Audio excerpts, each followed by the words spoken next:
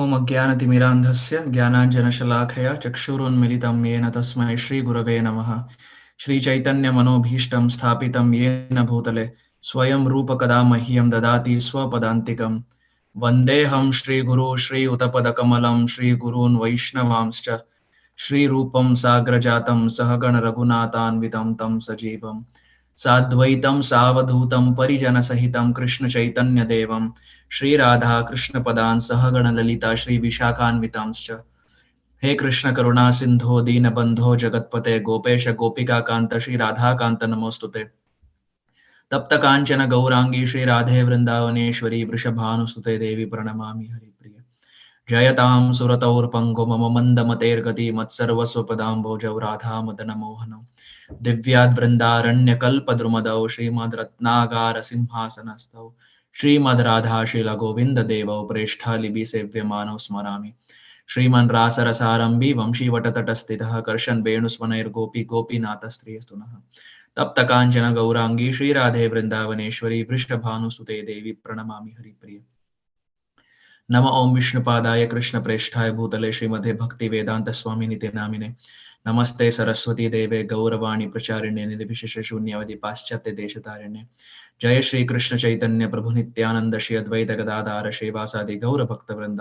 Hare Krishna Krishna Krishna Hare Hare Hare Ram Ram Ram Hare Hare Hare Krishna Krishna Krishna Hare Hare Hare Ram Ram Ram Hare Hare Hare Krishna Krishna Krishna Hare Hare Ram Ram Ram Hare Hare.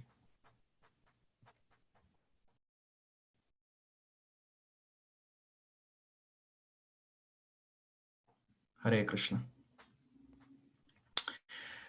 Thank you once again, dear devotees, for joining for our reading of the Krishna book. We are right now in chapter 10, the deliverance of Nalakuver and Manigriva. This is just after the Dam Bandhan Lila, just after the Damodar Lila. And of course, Krishna is still tied. So, being tied, Krishna unties Nalakuver and Manigriva from the cycle of being trees for ages together. They are the two sons of Kuber, Nalakuber and Manigriv. We see their reference is made even in the Damodarashtakam, when we chant the Damodarashtakam. The glories of Krishna uplifting Nalakuber and Manigriv is explained by Satyavrata Muni. The story of the cursing of Nalakuber and Manigriv and their deliverance by Krishna under the all blissful desire of the great sage Narada is here described.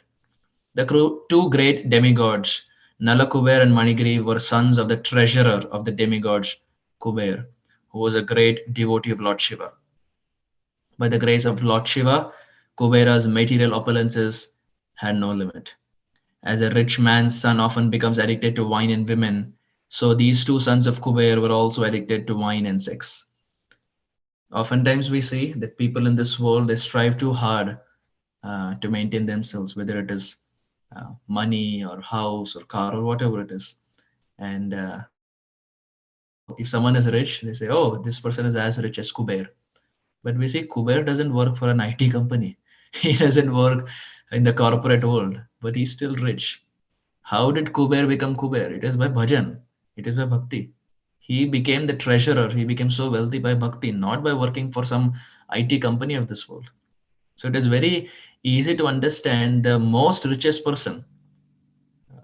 For us, the example of richest person may be probably Mukesh Ambani or someone like that. But they are all striving and striving and striving, and they're wanting to make their business, but they have no mental peace. Whether it is Jeff Bezos or whoever it is, there's no mental peace. There's no family peace. The relations are completely off. And there's no mental peace. But you see, Kuber becomes Kuber how? By bhajan, by bhakti. He gets that position by bhajan. So by bhajan, everything is possible. By bhakti, everything is possible. What to speak of material wealth? In fact, what to speak of spiritual wealth? Material wealth also follows. Spiritual wealth anyway follows, but material wealth also follows. Just like he says, Shita Ushna Sukha Dukkadaha. The sufferings that one gets, we don't ask for the sufferings. It naturally comes. Is there anyone who goes to Radha Shyam Sundar, Gaur Nitai? Is there anyone who goes to them and says that, my dear Lord, I want more suffering? Except for Kunti Devi, no one prays that. But sufferings naturally come. And just like sufferings naturally come, happiness will also naturally come. Money will also naturally come. Whether we endeavor a lot or not, it will come. By bhajan, by bhakti, everything will come. He is Lakshmi Kant. Krishna is Lakshmi Kant. The Lakshmi that we are hankering for, that Lakshmi is there at the lotus feet of the Supreme Lord. I always make this point that if we are always wanting only Lakshmi, and if you don't want Narayan, if you don't want Krishna, this is like Ravana Pravrti. This is Ravana mentality. Because Ravana wanted Sita but did not want Sri Ram. Likewise, if you only want Lakshmi, but if you don't want Narayan, then that's not ideal. That's not perfect. Our aim is samsiddhir haritoshanam. Whatever we do is for the pleasure of Krishna. Bhajan, our bhakti pleases the Supreme Lord. And when we do bhajan, everything follows. Spiritual wealth follows, material wealth also follows.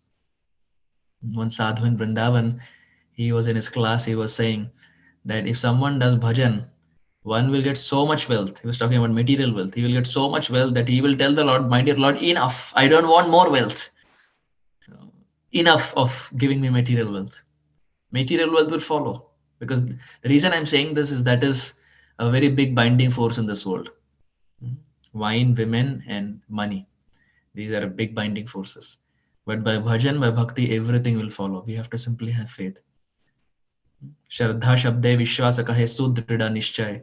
Krishna Bhakti Kaila Sarva Karma Krita Hai. Just by Krishna Bhakti, everything will happen. Everything will happen. The puzzle will get solved automatically. The dots will get aligned, connected automatically. Just by bhakti, just by bhajan. This bhajan is very, very powerful. So the reason we are saying this is here Kubera is mentioned, and Kubera is known for wealth. But how did he get so much wealth? It's by bhakti. By bhajan, he got that post. Once these two demigods, desiring to enjoy, entered the garden of Lord Shiva in the province of Kailash on the bank of the Mandakini Ganges. Ganga is so glorious and so wonderful. Bhagirati Sukadaini Mata Tava Jala Mahima Nigame Khyata Naham Jane Tava Mahimanam Pahi Kripa Mahimam Jnanam. I had this prayer in my school. I would chant this prayer probably about 20 years back, 15, 20 years back. This was our one of the morning prayers that we would chant. This glorifies Gangaji. Bhagirati Sukadaini Mata. She is Bhagirathi. Why? Because the King Bhagirath got her down. King Bhagirath got her down and she got the name Bhagirathi. But who is she? Bhagirati Sukadaini Mata. She's Sukada. Dayacha in Sanskrit means to give. Like Yashoda, Narada, like Sukadha. So Da means to give. But what does she give? Sukha, happiness. Tava jala mahima nigame kya tha naham jane tava mahimanam. Hey Gange, naham jane tava mahimanam. I don't know your glories. Pahi kripa mahimam agyanam. I am agyan. I am ignorant. You please shower your mercy so that I can understand how glorious you are. Yamuna was always glorious. Yamuna became glorious because Krishna sported in the waters of Yamuna in Dwapar Yuga. But at the same time, Ganga also became very, very glorious because Radha and Krishna combined together as Sri Sachinandan Gauranga Mahaprabhu. He sported in the pastimes of Ganga. One time Mahaprabhu, our Nimai Pandit, scholarly Nimai, he was in Ganga and he was there with Jagadananda Pandit.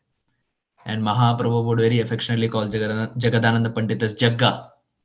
He wouldn't call by full name, he would say Jagga. Like we see, we have nicknames in this world.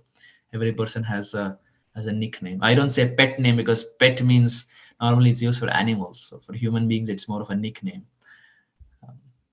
So Mahaprabhu would call Jagadananda Pandit as Jagga. So Prema Vivarta explains, in fact, Prema Vivarta is written by Jagadananda Pandit. So he himself is writing this. One time Mahaprabhu was there with him. This is the Navadvip Leela, Nadiya Vihari, Sankirtan Vihari. And as they were taking bath, one parrot came there and he sat on the branch. And the parrot, he started saying, Gaura, Gaura, Gaura, Gaura, Gaura. So Mahaprabhu saw this, and Mahaprabhu said, hey, why are you saying Gaura? You say Krishna, Krishna, Krishna. And the parrot was saying, no, Gaura, Gaura, Gaura. And this went back and forth. And Jagadananda Pandit, he looked at Mahaprabhu and said, why are you stopping him? He is saying the right name. He's saying Gaura. You're asking him to say Krishna, but that Krishna, coupled with the bhav of Srimati Radharani, has come down as Gaura. So he is chanting the name of Gaura. Why are you stopping him? And Mahaprabhu, when he heard that, he said, shh, don't say it aloud. This is Channavatar, as Prahlad Maharaj explains. Kalau Channa, this is Channavatar. Don't speak so loud. So Mahaprabhu performs such beautiful pastimes in Ganga. He would go from one side to the other side like a submarine underwater. He would go and he would pull the dhoti of the sadhus and he would trouble them. Srila Gaur Govinda Maharaj had this niyam, had this rule that he would never drink normal water. He would never drink normal water. He would always drink Ganga water. Like when we have to quench our thirst, we just pick up a bottle of water and we drink. But Srila Gaur Govinda Maharaj would always drink Ganga water. So one disciple of Gaur Govinda Maharaj was telling me, even when he would travel outside of India, like the US or UK or wherever, he would carry Ganga water. Always Gaur Govinda Maharaj drank Ganga water. In fact, even in the memories of Prabhupada,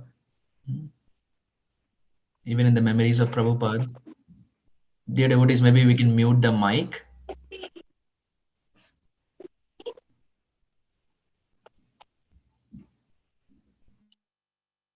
I think someone's mic is on.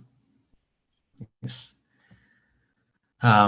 So we see that I just lost link. Anyway, Srila Gaur Govinda Maharaj would have this niyam.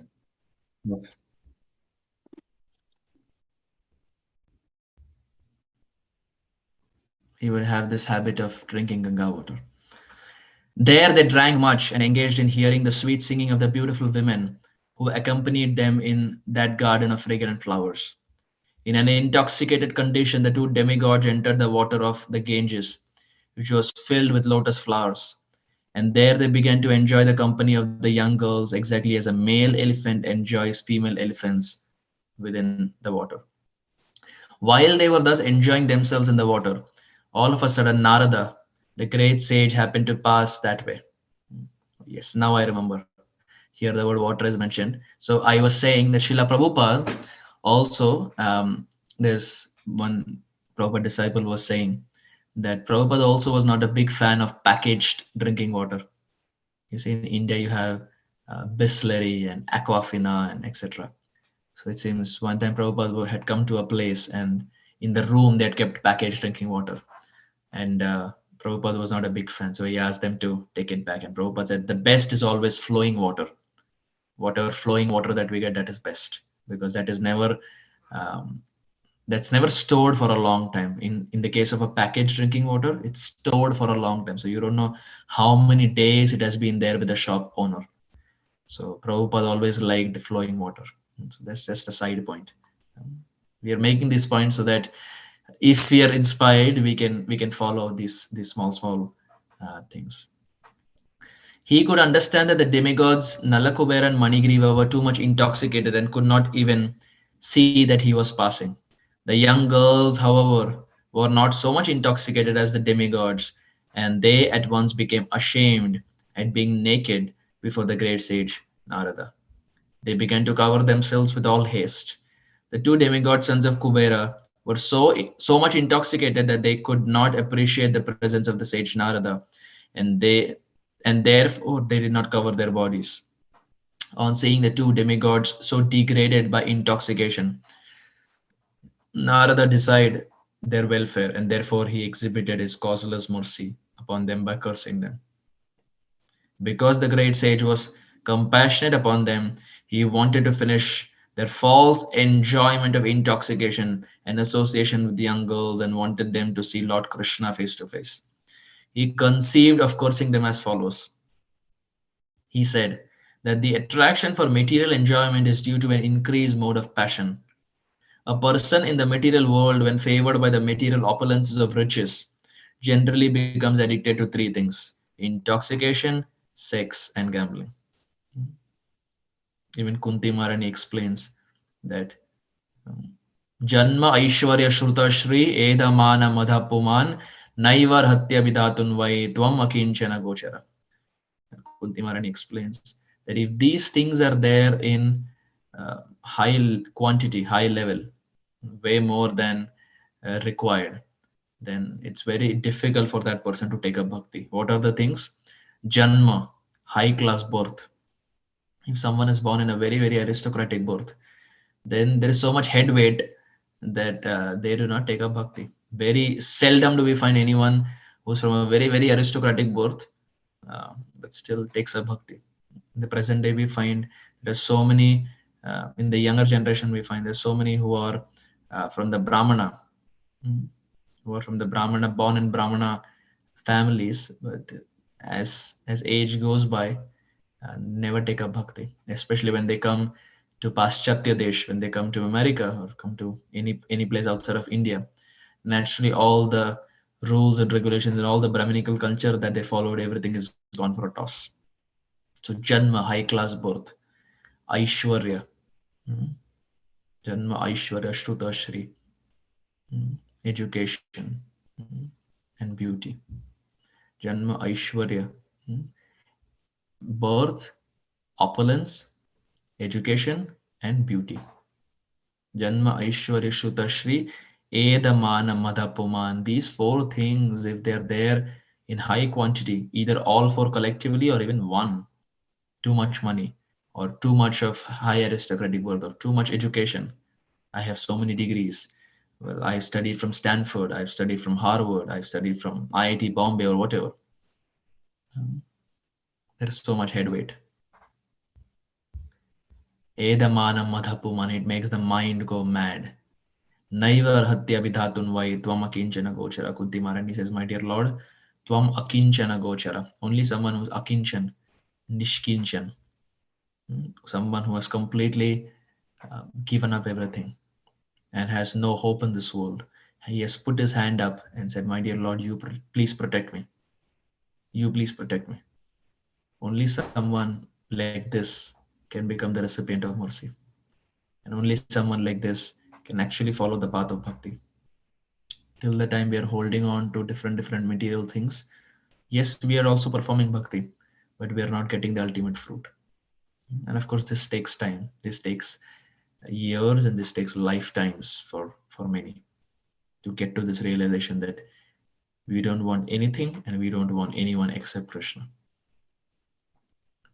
Because the great sage was compassionate upon them. Oh, we read this.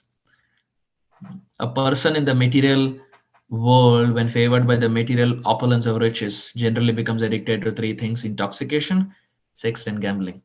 Materially opulent men, being puffed up by the accumulation of wealth, also become so merciless that they indulge in killing animals by opening slaughterhouses. In fact, I had heard this long back. I have not verified, but I heard this long back. Someone had told me that it seems India's first very slaughterhouse was opened in Mathura. That's what that person had told me. Of course, I've not verified it. But whatever it is, whether it was the first or second, you find slaughterhouses even in Mathura, which is very, very sad. The place where Krishna performed his pastimes, we even have slaughterhouses there. And India is one of the major exporters of even meat. In a place where, which is considered Dharma Kshetra, it is Dharma Kshetra.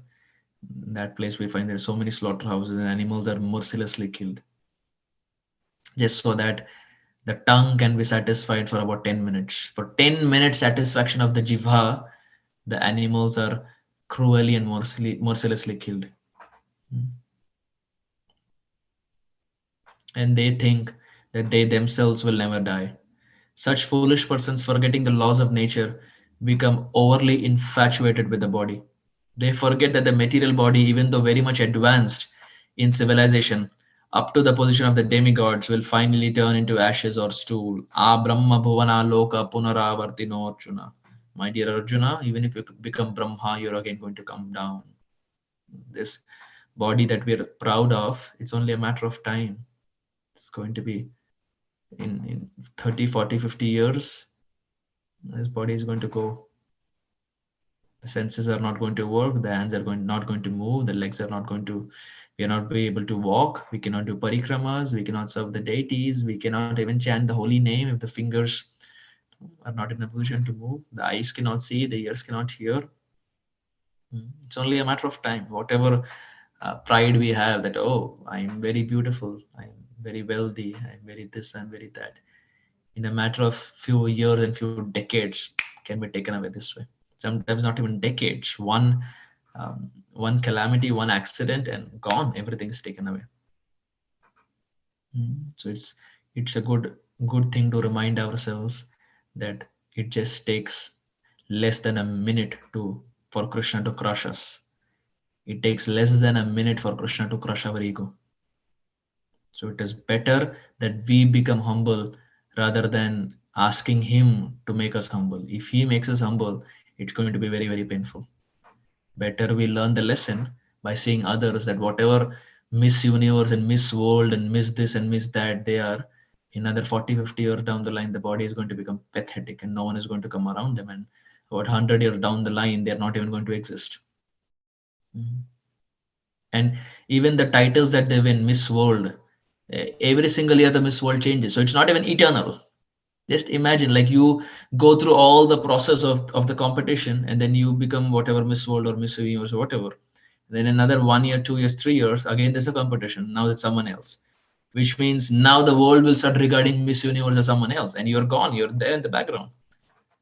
So it's not even something that can be held on for decades. It's just a matter of few years and it's gone. Everything in this material world is fleeting. It will end at some point. Those who are intelligent realize this faster and surrender to Krishna and make sure that by brewing bhakti that they never come back to this world. And while one is living, whatever the external condition of the body may be, within there is only stool, urine, and various kinds of verbs. Thus, being engaged in jealousy and violence to other bodies, materialists cannot understand the ultimate goal of life. And without knowing this goal of life, they generally glide down to a hellish condition in their next life. Such foolish persons commit all kinds of sinful activities on account of the temporary body, and they are even unable to consider whether the body actually belongs to them. Generally, it is said that the body belongs to the person who feeds it. One might therefore consider whether the body belongs to one personally or to the master to whom one renders service. The master of slaves claims full right to the bodies of the slaves because the master feeds the slave. It may also be questioned whether the body belongs to the father, who is the seed-giving master of the body, or to the mother who develops the child's body in the womb.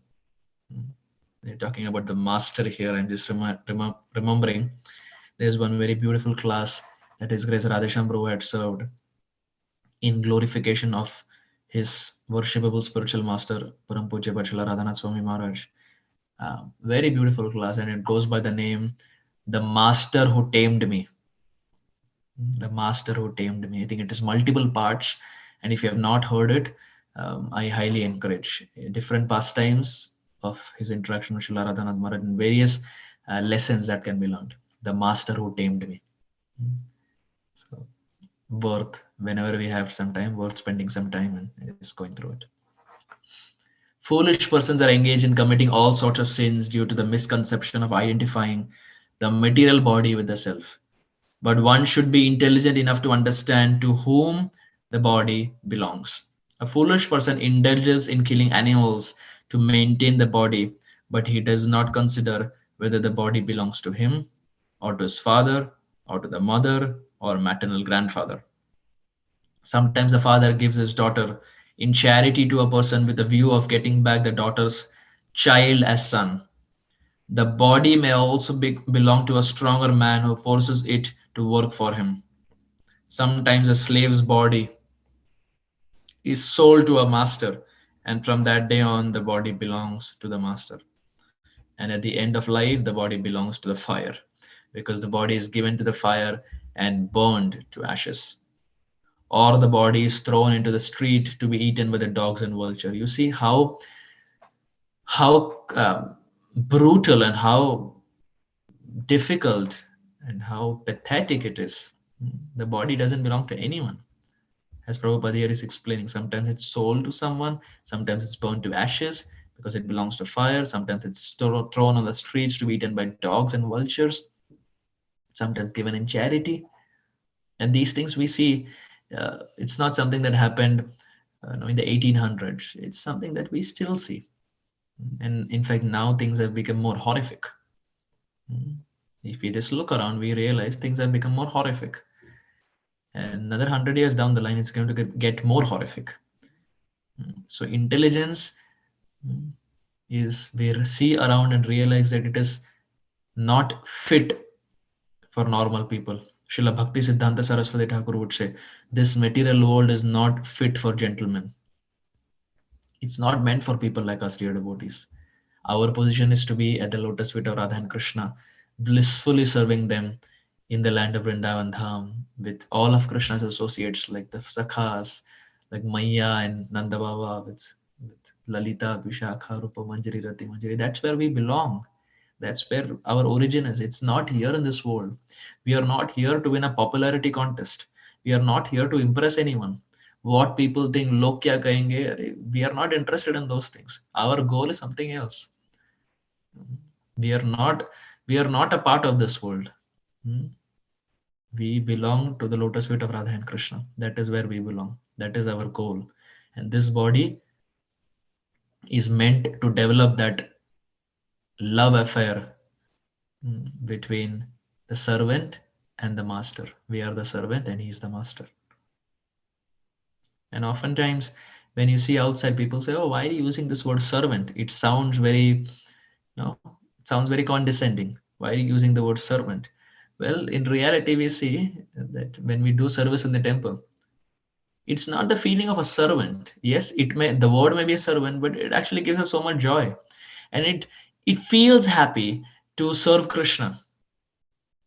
We naturally feel happy. It's not that we are being paid something. We naturally feel happy, whether to string garlands, whether to cook for them, whether to speak about them, whether to kirtan for them, whether to dress for them.